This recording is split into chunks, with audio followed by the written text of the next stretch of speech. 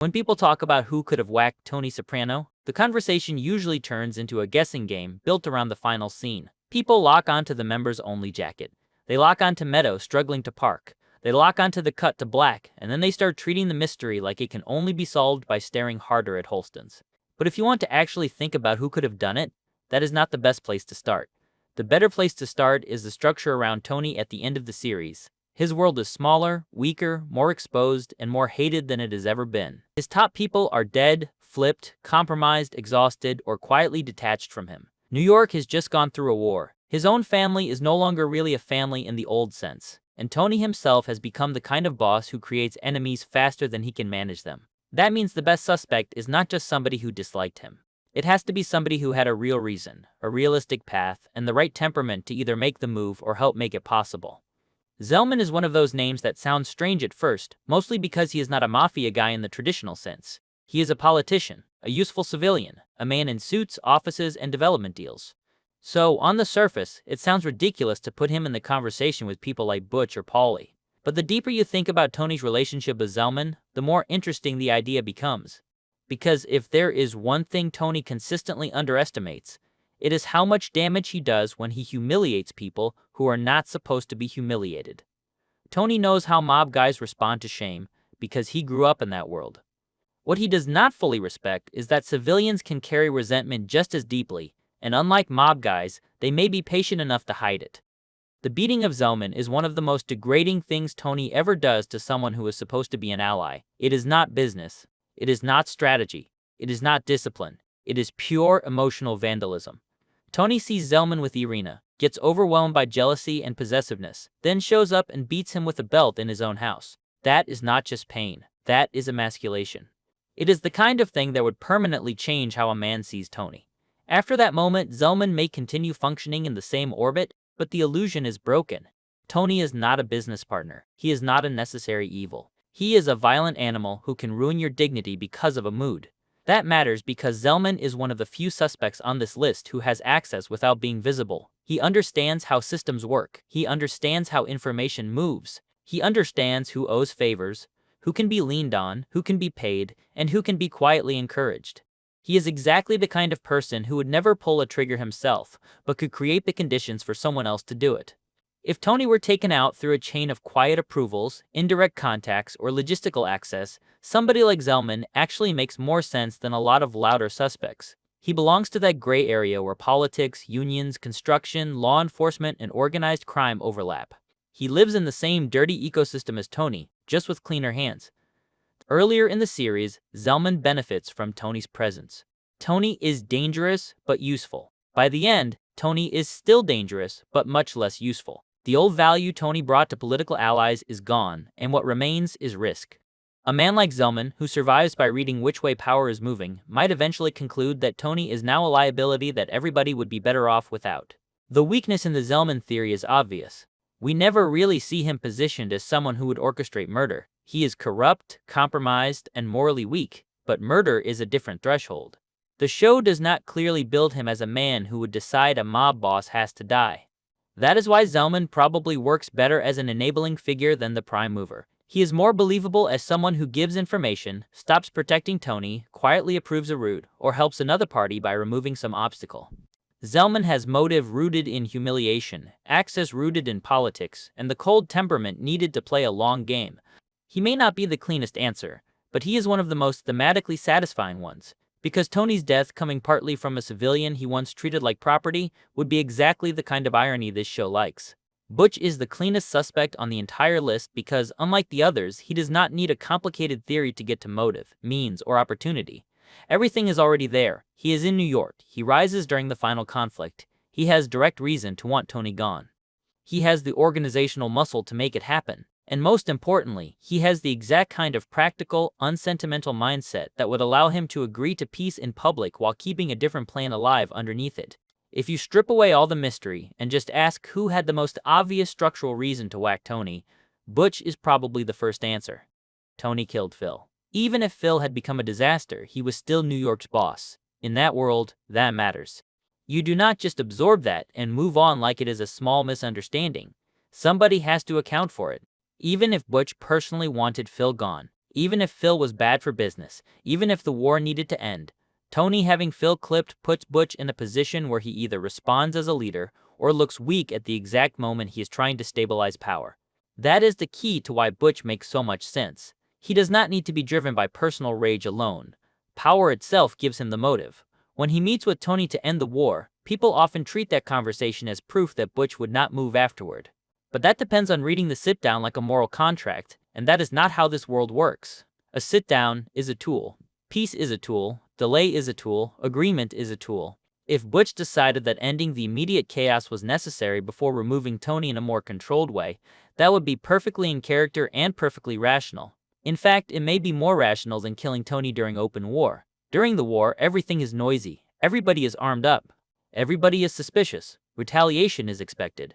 But after peace, Tony relaxes, his guard drops, his family returns to routine. The New Jersey side assumes the temperature has lowered. That is exactly when an efficient enemy would prefer to strike.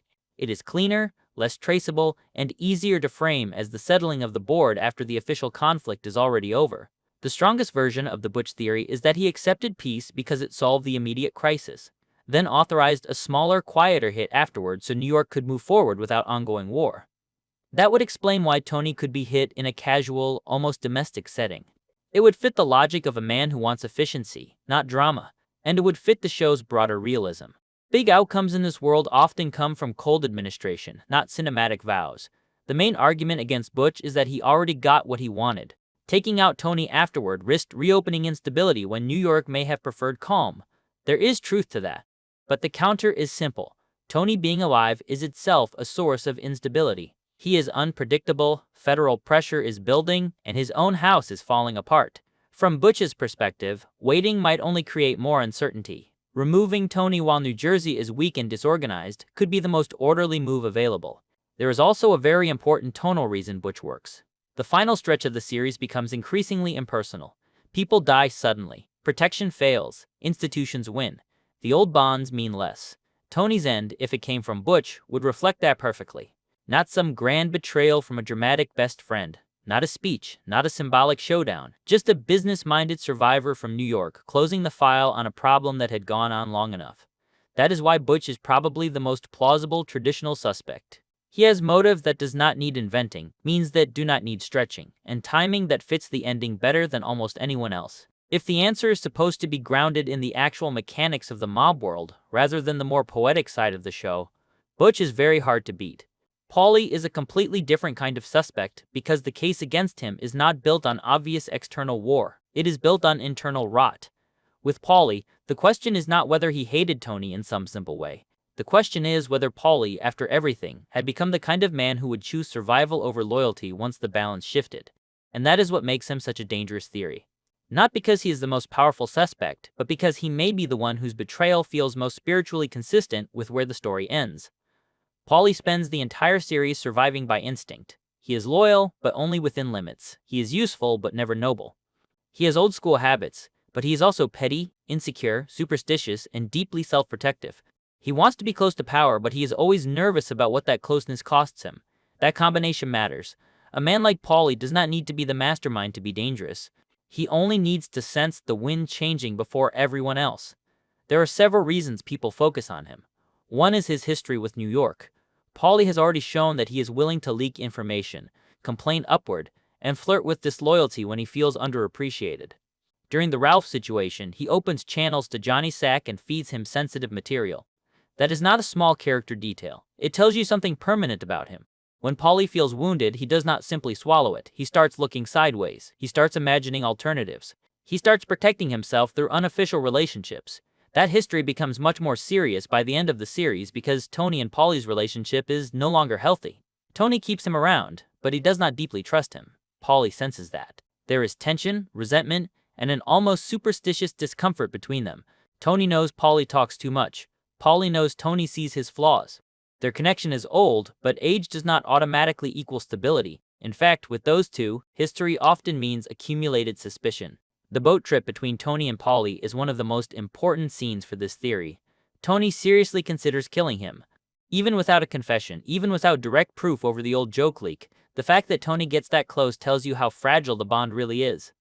Paulie survives, but that does not erase what the scene means. It means the trust is almost gone. If Paulie ever sensed that Tony might eventually decide to get rid of him, the logic of striking first becomes much less crazy. Another reason the Paulie theory has power is the final stretch of the show. Paulie is still there when so many others are gone, but being still there does not necessarily mean loyalty won. Sometimes it means adaptation won. Paulie is one of the best adapters in the series. He ducks risk, avoids big principles, and keeps himself alive through chaos that destroys stronger men. If New York needed somebody on the inside who would not ask too many questions, Paulie is imaginable in that role. Not because he loves New York, but because he loves waking up the next morning. There's also the strange issue of the promotion Tony offers him near the end. Paulie resists taking over the old April crew. On the surface, it plays into his superstition. He thinks the position is cursed. But there is another way to read it. Paulie is wary of being pulled deeper into Tony's immediate circle at the exact moment Tony's world is collapsing. He does not want more exposure. He does not want more responsibility. He does not want to be standing too close to a man who may be about to go down from either New York or the feds. That caution makes sense for Paulie, and it also makes him a believable candidate for someone already mentally detaching. The strongest Paulie theory is not that he personally planned the hit from scratch. It is that he may have been willing to facilitate it, tolerate it, or not interfere with it. Maybe he shared information. Maybe he signaled that Tony's protection was thin. Maybe he accepted that New York was going to solve the Tony problem and decided not to stand in the way. That is where Paulie becomes very plausible. Not as some fearless kingmaker, but as a survivor reading the end correctly. The weakness in the theory is that Paulie's identity is built so heavily around the life that betraying a boss in that way would still be a huge leap. He is not a modern cynic like some of the younger opportunists. He actually believes in parts of the code even when he violates them. He is sentimental about rank, ritual, and old loyalties. That matters. It means any case against him has to account for the fact that Paulie is not just a rat in human form. He is a contradictory man. Selfish, yes. Cowardly at times, yes. But not automatically capable of every betrayal. Still, Tony's final world is exactly the kind of world where someone like Paulie becomes most dangerous. A decaying system, weak leadership, fear everywhere, external pressure, old trust evaporating. That is where the survivor personality goes to work. Paulie does not need hatred strong enough to drive murder. He only needs enough fear and enough foresight to choose his own safety over Tony's future. And honestly, that may be more realistic than some grand revenge story. In a dying mob family, betrayal does not always come from passion. Sometimes it comes from a man deciding he would rather be last man standing than next man buried. Carlo is one of the sharpest suspects because, unlike Paulie, we know his relationship to Tony ends in a definitive rupture. He flips. That single fact changes everything. Once a man crosses that line, you have to stop thinking about him inside the old loyalty framework. He is no longer just a disgruntled captain or an unhappy subordinate. He is now a direct threat to Tony's life, freedom, and future. And because he flips so late, when everything is already falling apart, he becomes one of the few suspects whose motive can be read as both personal and practical at the same time. The most obvious case is simple. Carlo has every reason in the world to hate Tony by the end. Tony humiliates people constantly, and Carlo is no exception. He is not one of Tony's inner favorites. He gets pressure, criticism, and commands, but not the kind of real respect that creates lasting loyalty. More importantly, the regime Carlo serves is collapsing. His son gets caught up in serious legal trouble, and that becomes the pressure point that pushes him into cooperation. Once that happens, Tony is not his boss anymore. Tony is the man whose world helped produce the disaster Carlo now has to escape. That makes Carlo unique on this list. He does not just dislike Tony, he has already chosen self-preservation over omerta in the most complete way possible. And if a man is willing to inform on his boss to save himself or his family, it is not hard to imagine him also playing a role in violence against that boss, especially if he believed it improved his position, protected his cooperation, or settled outstanding risk.